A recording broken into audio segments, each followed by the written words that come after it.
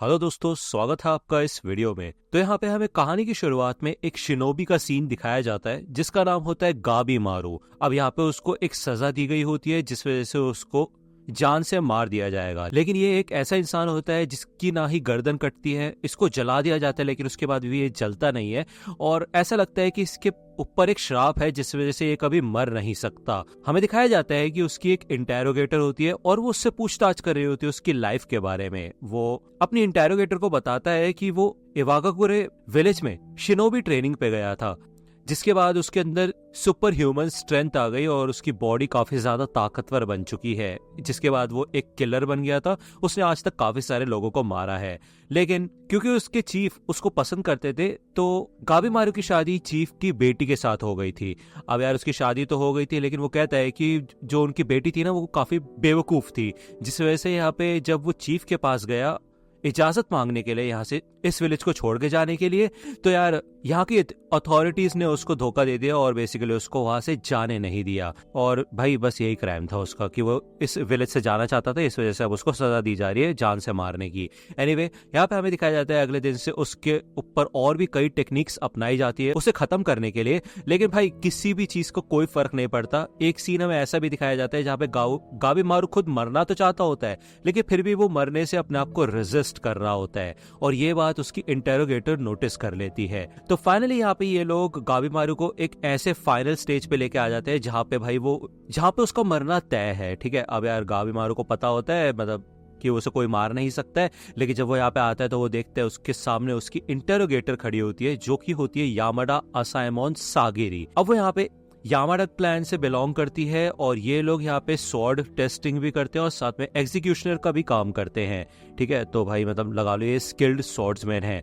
Anyway यहाँ पे गाबी मारू को उसके स्किल्स को देख के ही समझ आ जाता है कि वो एक काफी कमाल की एग्जीक्यूशनर है और काइंड ऑफ भाई वो है जो उसे मार सकती है। इवन वो उसके गले पे एक कट भी लगा देती है और वो बहुत ज्यादा सीरियस होते हैं वो उसको मारने के लिए। ठीक है ना। एनीवे यहाँ पे पहली बार गाबी मारू को थोड़ा डर महसूस होता है जिस वजह से वो लड़ना शुरू कर देता है सागेरी से। सागरी यहाँ पे समझ चुकी होती है गाबी मारू का बिहेवियर कि भले ही वो कहता है कि उसकी वाइफ बेवकूफ है और वो उससे प्यार नहीं करता, लेकिन सच इससे बिल्कुल उल्टा है। असलियत में वो अपनी वाइफ से काफी ज्यादा प्यार करता है, इसी वजह से वो यहाँ पे अपने आप को मरने से रेजिस्ट करता है उसकी मेमोरीज के लिए और वो इतनी इजीली मरना नहीं चाहता। ठीक है, तो सागरी यहाँ पे उसको एक ऑफर देती है। वो कहती है कि तुम्हारी सारी गलतियां माफ हो जाएंगी और गवर्नमेंट की तरफ से तुम्हें प्रोटेक्शन भी दी जाएगी, जिसके बाद तुम और तुम्हारी वाइफ अपनी जिंदगी आराम से जी सकते हो, लेकिन उसके बदले तुम्हें एक मिशन पूरा करना पड़ेगा। ठीक है, हमें यहाँ पे दिखाया जाता है कि सागरी बिल्कुल सही कह रही होती है। यहाँ पे असली रीजन ये था कि गाबी मारू अपनी वाइफ के साथ खुशी खुशी रहना चाहता था, लेकिन जब उसने ये बात चीफ को बताई थी तो भाई चीफ ने यहाँ पे उल्टा ही गाबी मारू को सजा दे दी थी, क्योंकि गाबी मारू ये कह रहा था कि अब मैं लोगों को जान से नहीं मारूंगा। बेसिकली यहाँ पे जो गाबी मारू की वाइफ है उसने उसे काफी अच्छे खासे तरीके से चेंज कर दिया होता है। जहाँ पे गाबी मारू अपने आप को हॉलो कहता है, सबके सब लोग उसे हॉलो कहते हैं, जान लेने वाला, लेकिन उसकी वाइफ ने उसको एक नई उम्मीद दी थी लाइफ को लेके, जिस वजह से वो यहाँ पे उसके साथ काफी खुश रहने लगा था। लेकिन भाई चीफ को ये बात बिल्कुल भी पसंद नहीं आई थी। इवन चीफ ने यहाँ पे इसी वजह से अपनी ही बेटी का फेस जला दिया था, जिससे कि उसकी बेटी नॉर्मल जिंदगी जी ना पाए और अपनी लाइफ में कभी खुश न रह पाए। लेकिन फिर भी गाबी मारू ने उसको पसंद किया और उससे प्यार किया था। तो यहाँ पे हमें दिखाया जाता है कि इनका मिशन है कि इनको शिनसेनक्यो नाम के आइलैंड पे जाना पड़ेगा, जिसको पैराडाइस भी कहा जाता है, और कहा जाता है कि वहां पे जीवन अमृत मिलता है। तो ये जीवन अमृत पाने के लिए यहाँ पे गाबी मारू को कंपटीशन होगा बाकी अलग अलग क्रिमिनल्स से। वो लोग भी वहां पे उस आइलैंड पे जाएंगे और इनको वो एलेक्सर ढूंढना पड़ेगा। जिसको भी वो अमृत मिल जाता है उसको ये माफी दे दी जाएगी। ठीक है ना, जिसके बाद वो अपनी वाइफ के साथ एक शांति भरी जिंदगी जी पाएगा। अब यार ऑब्वियसली बात है गाबी मारू थोड़ा सोचता है और उसके बाद वो एग्री कर देता है इस ऑफर के लिए, लेकिन यहाँ पे मौजूद लोगों को कुछ खास ये चीज पसंद नहीं आती, तो ये लोग अटैक करने के लिए तैयार हो जाते हैं इन दोनों के ही ऊपर, क्योंकि इन लोगों को भी नहीं पता होता इस ऑफर के बारे में।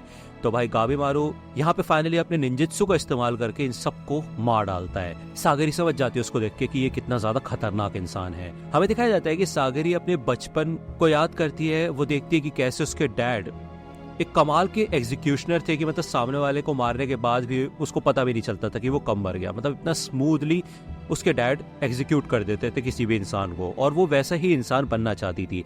लेकिन जब उसकी ट्रेनिंग स्टार्ट हुई ना तो उसको महसूस होता था कि वो मार तो देती थी सामने वाले को, लेकिन उसके अंदर ना डर महसूस होता था। उसे बताया जाता है कि तुम अपनी ब्लेड के अंदर देख सकती हो सामने वाले के डर को और उसकी फीलिंग्स को। हमें यहाँ पे दिखाया जाता है कि 30 क्रिमिनल्स को इधर लेके आया जाता है और इन सबके चेहरे ढके हुए होते हैं। अब यार इन सबको मिशन की सारी डिटेल्स दी जाती है। इधर 11th से ही टाइशोगन होता है नारियोशी टोकुगावा। अब यार ये सारे के सारे क्रिमिनल कुछ खास इंटरेस्ट नहीं ले रहे होते, मजे में बैठे होते हैं, मतलब फालतू की बकवास कर रहे होते हैं। तो इनके चेहरे से वो कपड़ा हटाने के लिए बोल दिया जाता है, जिसके बाद यहाँ पे एक ऑफिसर की बॉडी दिखाई जाती है इन लोगों को और बताया जाता है कि आज तक काफी सारे मिशंस उस आइलैंड पे भेजे गए हैं, लेकिन वहां से कभी भी कोई जिंदा वापस नहीं आया था। उनकी बॉडीज में फ्लावर्स खिल जाते थे और वो लोग मर जाते थे। सिर्फ यही एक इंसान है जो कि जिंदा बचा हुआ है और इसकी बॉडी पे ना अलग अलग से लंप बनने लग गए थे, जिसके बाद उन लंप्स में से भाई फूल बाहर निकलने लग गए और अब ये बंदा अपने होश खो बैठ चुका है। ठीक है, अब इसे देख के क्रिमिनल्स तो काफी ज्यादा डर जाते हैं। अब यार मिशन के बारे में अगर बात की जाए तो यहाँ पे जो इनके असाइमन है ना वो थोड़े कम है और क्रिमिनल्स ज्यादा है, तो इनको कहा जाता है कि अपने नंबर्स कम करो, जिसके बाद ये लोग समझ जाते हैं कि भाई एक दूसरे को मारना पड़ेगा। अब ये सब के सब लोग पागलों की तरह एक दूसरे को मारना शुरू कर देते हैं एंड इनके बीच में काफी बड़े बड़े क्रिमिनल्स भी शामिल होते हैं। इवन यहाँ पे गाबीमारू कुछ खास नहीं कर रहा होता, वो शांति से बैठा हुआ होता है। थोड़ी देर बाद वो थोड़ा परेशान हो जाता है और आता है यहाँ पे और यही कहता है कि यार ये मार काट करना जरूरी है क्या, मतलब कोई और भी तो तरीका होगा ना जिससे कि आप शांति से सेलेक्ट कर लो कि किन लोगों को भेजना है और किन लोगों को नहीं। तो यहाँ पे जो ये शोगुन का हेड गार्ड होता है ना भाई, ये कहता है कि अच्छा ऐसी बात है क्या, चलो ठीक है, फिर ये बंदा ज्यादा बन रहा है, जो भी इस बंदे को मारेगा ना उसको फ्री टिकट मिलेगी उस आइलैंड पे जाने की, तो चलो फिर शुरू हो जाओ। अब यहाँ पे ये लोग आते हैं भले गाबीमारू को मारने के लिए। अब गाबीमारू भले लड़ना नहीं चाहता है लेकिन अपनी जिंदगी के लिए तो लड़ना पड़ेगा ना उसको, तो वो यहाँ पे भाई अपने हाथ बंधे होने के बावजूद इन सबके सब लोगों को जान से मार देता है। मारता मारता भाई समुद्र तक ले जाता है लिटरली। और इसे देख के सागरी को एक चीज समझ आती है भाई, वो काफी ज्यादा इमोशनल हो जाती है, वो रोने लग जाती है, क्योंकि पहले उसको ऐसा लगता था, डर लगता था उसको और थोड़ा सा रिग्रेट होता था सामने वाले को मारने के लिए। लेकिन जब वो यहाँ पे देखती है गाबीमारू को तो उसको एक चीज समझ आती है कि उसको अपने डर को कंट्रोल नहीं करना है, बल्कि ये जो रिस्पॉन्सिबिलिटी है ना, जितने भी लोगों की उसने जान ली है, उसका बर्डन उसे अपनी जिंदगी भर लेके चलना होगा। इतनी हिम्मत होनी चाहिए उसके अंदर। वो ये चीज गाबीमारू से सीखती है, जिसके बाद यहाँ पे 10 प्रिजनर्स को सेलेक्ट कर लिया जाता है इस मिशन पे जाने के लिए और इनमें से हर एक प्रिजनर के साथ एक असाइमन रहेगा, ठीक है, मॉनिटर करने के लिए। तो वहां पे अगर ये लोग कुछ भी चालाकी करते हैं तो इनको जान से मार दिया जाएगा, क्योंकि ऑब्वियस सी बात है इन सबको मौत की सजा मिल रखी है, तो वहीं पे मार दिया जाएगा। अगर किसी वजह से असाइमन को कोई दिक्कत आ जाती है, फिर वो मर जाता है, तो फिर उस क्रिमिनल को भी मार दिया जाएगा, मतलब बिना असाइमन के दोबारा से बोट पे चढ़ने नहीं दिया जाएगा, तो ये लगा लो तुम, ठीक है। जिसके बाद हमें दिखाया जाता है कि गाबीमारू जिस विलेज के अंदर था तो वहां के जो चीफ थे ना, उनके ऊपर एक बार काफी लोगों ने हमला किया था, उनके सर में तलवार डाल दी थी, लिटरली उनके इंटेस्टाइन्स निकल के बाहर गिर गए थे, लेकिन फिर भी भाई वो खड़ा हुआ था, ठीक है, उसको कुछ भी नहीं हुआ था, जिस वजह से उसको देख के समझ आ गया था कि ऐसी चीज सच में एग्जिस्ट करती है। वो एलेक्जर, वो समुद्र पार से लेके आए थे, जिसको टोकीजिकू नो कोगोनोमी कहा जाता है। ये लोग फाइनली यहाँ पे आइलैंड पे पहुंच जाते हैं और वो सागरी से यही कहता, और गाबीमारू सागरी से यही कहता है कि तुम्हें यकीन नहीं था ना कि वैसे अमृत जैसी कोई चीज है, क्योंकि मैंने उसे देखा है, लेकिन मुझे ये नहीं पता कि वो इस आइलैंड पे मिलेगा या नहीं। अब ये लोग यहाँ पे जब जा रहे होते हैं तो गाबीमारू अपनी हाथ की रस्सी खोल लेता है। अब यार लेकिन सागरी तो एकदम सीरियस होती है, वो कहती है मैं तुम्हारी कोई दोस्त वगैरह नहीं हूँ, तो चुपचाप ये रस्सी लो और अपने हाथों को फिर से बांधो, समझे। तो वो कहता है अच्छा अच्छा ठीक है चलो। अब यार उसे पता होता है कि सागरी उसे कभी भी जान से मार सकती है, तो वो यहाँ पे अपने हाथ में जब रस्सी बांध रहा होता है तभी उसके ऊपर एक काफी खतरनाक अटैक होता है और ये एक क्रिमिनल होता है ट्विस्टेड क्यून, और इसने अपने वेपन से अटैक किया होता है उसके ऊपर, ठीक है। इसके साथ यहाँ पे यामाडा असाइमन कीशो भी होता है। अब यार हमें दिखाया जाता है कि भाई गाबीमारू को कुछ खास फर्क नहीं पड़ा होता, भाई उसकी बस गर्दन डिसलोकेट हुई थी, लेकिन फिर भी वो सही सलामत यहाँ पे खड़ा हुआ होता है और वो कहता है कि है देखो उसके हाथों को। तो सागरी कहती है हाँ ये एक काफी बड़ा क्रिमिनल है, इसके पास काफी सारे हथियार है और ये लोगों को मार के उनके हथियार छीन लेता है। तो गाबीमारू कहता है नहीं उसके हाथ बंधे नहीं है, वो देखो। तो सागरी कहती है कि हाँ ये भी बात सही है, तुमने इसके हाथ क्यों खोल रखे भाई कीशो। तो कीशो कहता है कि यार तुम भी क्या रूल्स करती रहती हो, कोई बात नहीं ना, जाने से पहले इनके हाथ फिर से बांध देंगे, दिक्कत वाली बात क्या है, जब तो तुम आगे नहीं बढ़ पा रही। तो यहाँ पे वो बोलता है कि उसकी रैंक काफी ज्यादा कम है, लेकिन इस टॉपिक को घुमा देती है सागरी। एनीवे अब यहाँ पे इन दोनों का वर्सेस शुरू हो जाता है और असाइमन यहाँ पे बस बैठ के देखेंगे, मतलब उनको इंटरफेयर करने की जरूरत नहीं है, भले क्रिमिनल्स एक दूसरे को मार क्यों नहीं देते, ठीक है। तो फाइनली क्यून वर्सेस गाबीमारू होता है, लेकिन गाबीमारू भाई एक बार सीरियस हो जाए तो वो उसकी वाटी लगा देता है, ठीक है, उसके ही हथियारों से उसको छन्नी कर देता है, उसको जान से मार डालता है। तो कीशो तो कहता है ठीक है फिर, अच्छा है चलो मेरा काम तो यहाँ पे खत्म हुआ। वो कहता है कि मैं बस इसका सर उठा के ले जाता हूँ, उसका सर दिखाना है मेरे को और मैं फ्री हो जाऊंगा। वो सागरी को कहता है कि वैसे भी एक बात समझ लो, यहाँ पे जितने भी क्रिमिनल्स हैं जल्द ही वो एक दूसरे को जान से मारना शुरू कर देंगे और एक दिन के अंदर अंदर ही ज्यादातर क्रिमिनल्स मर जाएंगे।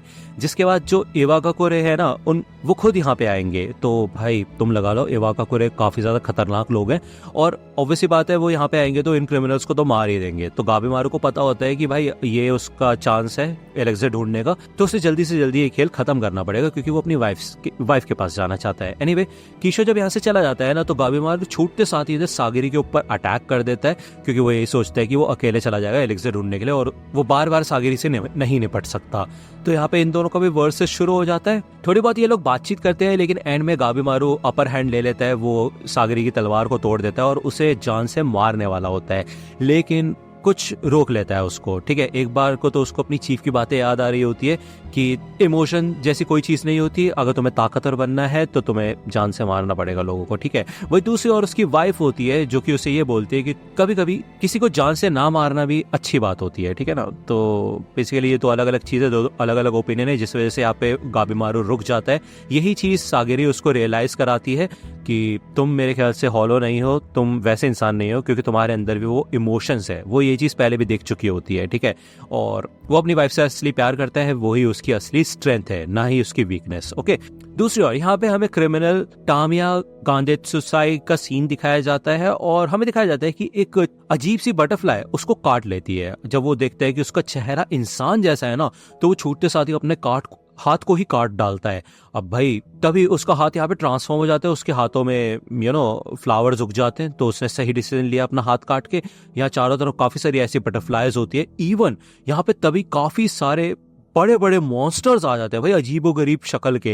एंड वही दूसरी ओर भाई गाबीमारू के पास भी ये सारे मॉन्स्टर्स आ चुके होते हैं और इन लोगों की तरफ बढ़ना शुरू कर देते हैं। गांतेत्सुसाई अपने असाइमोन को बताता है कि उसको फांसी की सजा इसलिए मिली थी क्योंकि उसे एक जगह हायर किया गया था और वो बंदे के अंदर बहुत ज्यादा एटीट्यूड था।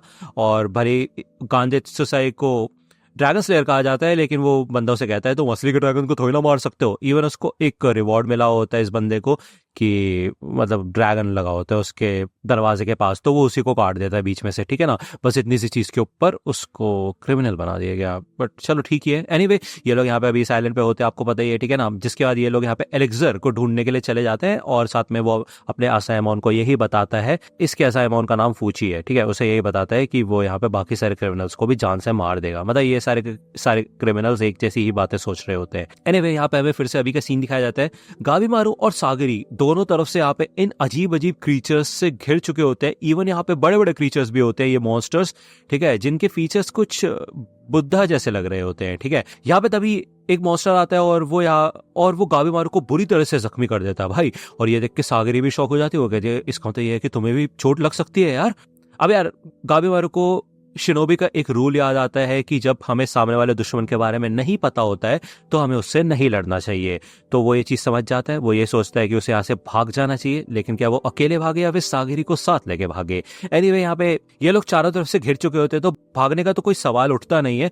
तो ऑब्वियसली बात है वो यहाँ पे अपने सर्वाइवल इंस्टिंक्ट को ऑन कर लेता है और अपने निंजुत्सु का इस्तेमाल करता है इन सारे के सारे मॉन्स्टर्स को मारने के लिए। और भाई ये सारे अटैक सीन्स काफी ज्यादा कमाल के हैं। लिटरली ज्यादातर मॉन्स्टर्स को वो जान से मार देता है। इवन यहाँ पे सागरी के ऊपर काफी खतरनाक अटैक होने वाला होता है, तो उसको वो यहाँ पे आके बचा लेता है।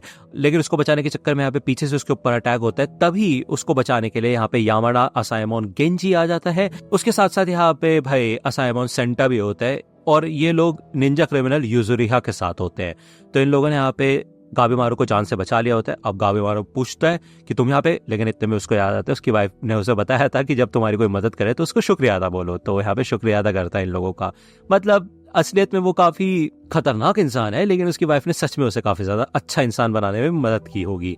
एनीवे, तो यूजुरिया यहाँ पे गाबी मारू के बारे में जानती होती है, उसने सुना होता है उसका नाम, तो वो उसके साथ काम करने के लिए कहती है कि मैं तुम्हारे साथ काम करना चाहती हूँ। अब वो यहाँ पे एक ऐसे क्लैन से बिलोंग करती है जहाँ पे सिडक्शन काफी ज्यादा काम आती है, और यही रीजन है यहाँ पे कि उसके साथ दो असाइमोन है। मतलब एक तो उसका अपना है, दूसरा वाला जो था ना वो एक दूसरे क्रिमिनल के साथ था जिसका नाम था मोरो माकिया। ओके, तो इन दोनों को ही उसने सेड्यूस कर लिया था। अब मोरो माकिया का इस्तेमाल करके ना उसने काफी सारे एक्सपेरिमेंट किए उसके साथ कि ये क्रीचर्स कैसे कैसे बिहेव करते हैं। जो सेंटीपीड है वो सिर्फ मरे हुए इंसानों को खाते हैं, ठीक है, डेड बॉडीज को, तो उनसे डरने की जरूरत नहीं है। और ये जो बटरफ्लाइज है ना, ये खतरा है क्योंकि ये जब काट लेती है तो उससे ट्रांसफॉर्मेशन हो जाता है। ओके, तो ऐसी काफी सारी इन्फॉर्मेशन उसके पास होती है। तो वो यही कहती है कि अगर तुम मेरे साथ मिलकर काम करोगे तो ये सारी इन्फॉर्मेशन मैं तुम्हें देने के लिए तैयार हूँ। ओके, अब यार गाबी मारू तो इंटरेस्टेड नहीं होता, वो बार बार भले उसे सेड्यूस करने की कोशिश करती है, लेकिन उसे पता होता है ये सारी टेक्निक्स। ओके, तो उसको कुछ फर्क नहीं पड़ता इन सब चीजों से। एनीवे, वो उसके साथ मिलकर काम नहीं करना चाहता। वो यही कहता है कि इससे फायदा क्या होगा। तो यूजुरिया कहती है देखो यार, एक बात तो समझ जाओ कि एंड में अगर हमें एलेक्सर मिल भी जाता है तो हम दोनों में से कोई एक ही माफीनामा पा पाएगा, है ना। तो एंड में तो हम एक दूसरे को धोखा दे रहे हैं ना, तो तब तक एक दूसरे का यूज करते। गाबी मारू पूछता है कि फिर तुमने मोरो माकिया के साथ किया क्या? तो ऑब्वियस सी बात है यहाँ पे भाई उसने यूजुरिया ने जान से मार दिया होगा उसको, ठीक है, मार ही दिया है। ओके, अब यार ये लोग जब यहाँ पे बात कर रहे होते हैं ना, तो सागरी तो भाई काफी ज्यादा डिप्रेस हो जाती है। वो ये सोचती है भाई जब से वो इस आइलैंड पे आई है उसने किया क्या है, मतलब अभी बीच में मॉन्स्टर्स आ गए थे, वो कुछ नहीं कर पाई, बस खड़ी रही, है ना। तो यार उसको काफी ज्यादा बुरा लग रहा होता है, जिस वजह से वो यहाँ पे काइंड ऑफ बेहोश हो जाती है। दूसरी बार यहाँ पे हमें आजा चोबे और उसके छोटे भाई यामाडा असाइमोन टोमा का सीन दिखाया जाता है। मतलब ये एक क्रिमिनल है और उसका भाई ही असाइमोन है, जिस वजह से यहाँ पे हमें इनकी छोटी सी बैक स्टोरी दिखाई जाती है कि ये दोनों भाई थे जिनके डैड को मार दिया गया था, ठीक है, जिसके बाद उसकी मॉम को भी मार दिया गया था। तो ये दोनों एक दूसरे के साथ थे। ओके, हमें दिखाया जाता है ये दोनों हमेशा कैसे साथ रहते थे। आजा चोबे को बंद कर दिया था जेल में, ठीक है, उसको सजा सुनाई गई थी, और तभी यहाँ पे उसके छोटे भाई ने ट्रेनिंग करना शुरू कर दिया था, और फाइनली वो जाके एक असाइमोन बन गया। और ये दोनों यहाँ पे साथ में आए होते हैं बेसिकली, ठीक है ना। तो ये दोनों साथ मिलके ही काम करेंगे। एनीवे, हमें दिखाया जाता है इनके सामने भी यहाँ पे ऐसे ही बहुत सारे मॉन्स्टर्स आ जाते हैं। अब ये लोग थोड़ा लड़ना शुरू करते हैं, लेकिन इनको पता चल जाता है कि इनको यहाँ से जाना पड़ेगा। अब ये लोग जब यहाँ से भागना शुरू करते हैं ना, तो हमें दिखाया जाता है कि टोमा को एक मॉन्स्टर पकड़ लेता है, लेकिन भाई चोबे यही सोचता है कि भाई जो कमजोर लोग हैं वो ऐसे ही होते हैं, वो पीछे छूट जाते हैं, तो हमें हमेशा आगे बढ़ते रहना चाहिए। वो यहाँ पे अपने भाई को छोड़ के भाग जाता है। अब भाई टोमा तो समझ जाता है, वो यहाँ पे छूटते साथ ही अपनी तलवार से इस मॉन्स्टर का हाथ काट देता है। लेकिन हमें दिखाया जाता है कि दूसरा मॉन्स्टर इससे पहले कि टोमा के ऊपर हमला करे, चौबे यहाँ पे आ जाता है उससे भी बड़ा हथियार लेके, और इस मॉन्स्टर को जान से मार देता है। वो यही कहता है कि तुम पकड़े गए, इस वजह से मुझे इस समय मिला एक बड़ा सा हथियार ढूंढने के लिए। तो ये दोनों यहाँ पे एक दूसरे के साथ ही होते हैं, ठीक है, कोई दिक्कत वाली बात नहीं है। अब भाई आपको देख के तो समझ आ रहा होगा कि चौबे कैसा इंसान है, वो काफी खतरनाक होता है। वो यही कहता है कि चलो फिर आगे बढ़ते हैं और सारे के सारे क्रिमिनल्स को हम मार देंगे, उसके बाद हम एलिक्सर ऑफ लाइफ ढूंढेंगे और उसको खुद ही पी लेंगे, ठीक है, जिसके बाद हमें कोई भी नहीं रोक पाएगा, मौत भी नहीं। तो यार ये एपिसोड यहीं पे खत्म होता है। अब मैंने इस वीडियो के अंदर 4 एपिसोड्स कवर किए हैं, एंड मैं पहले सोचा था पूरा सीजन कवर करूं, लेकिन मैं साथ के साथ ये सीजन देख रहा हूं, ठीक है, मैंने नहीं देखा था हेल्स पैराडाइज। अब क्योंकि 11 तारीख को सीजन 2 आने वाला है, तो अब तब तक हम ट्राई करेंगे कि तीनों पार्ट्स डाल दे। पहला पार्ट आ चुका है, 2 पार्ट और आएंगे, 4 और 5 एपिसोड्स के। तो यार बने रहना यार, जल्दी से खत्म करते हैं और फिर हम इसका सीजन 2 भी शुरू कर देंगे, तो कोई दिक्कत वाली बात नहीं है। अगर आपको वीडियो पसंद आई हो तो लाइक करना, सब्सक्राइब कर लो अगर चैनल पे नए हो तो। मिलता हूं आपसे अगली वीडियो में, तब तक के लिए गुड बाय।